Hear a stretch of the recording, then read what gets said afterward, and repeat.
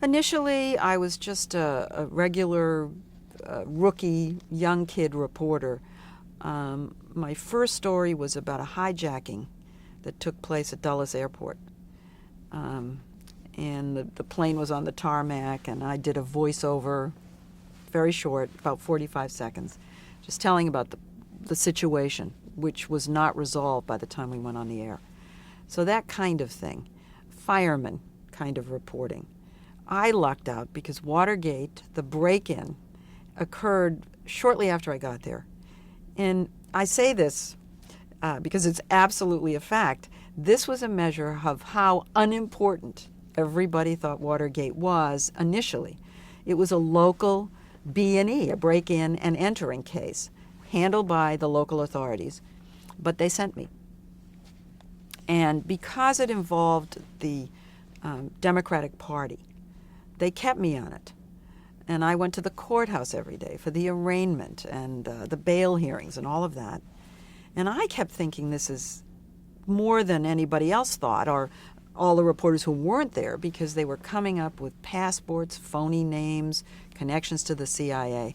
And I went every day. It was the summer. It was the summer of the campaign of '72. And so there was very little news in Washington. So I just went every day, and by the time it exploded, I knew all the players.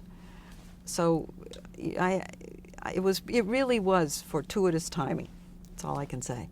I think that I was trying very hard to convey a sense of authority, and that meant not be female, not be soft, not smile.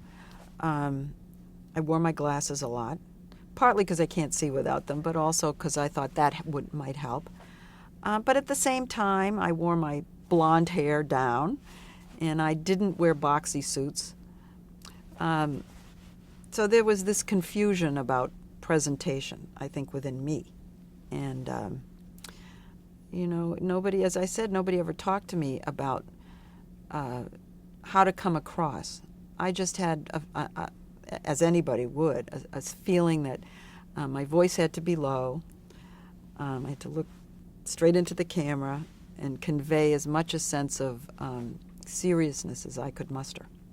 And the stories I covered called for that anyway. Well, I think I knew by instinct when I said I want to be a reporter that the door-kicking part of what's necessary, the idea that you make 100 calls instead of just 50, and that you don't take no for an answer, was just part of my nature. And I wasn't going to have to worry about that some of the other parts of being a good reporter, like writing well, were parts of it that I was going to have to work on. But I knew that my energy was going to be there. My urge to get to the bottom of the story would not flag. That's my nature. So that was there.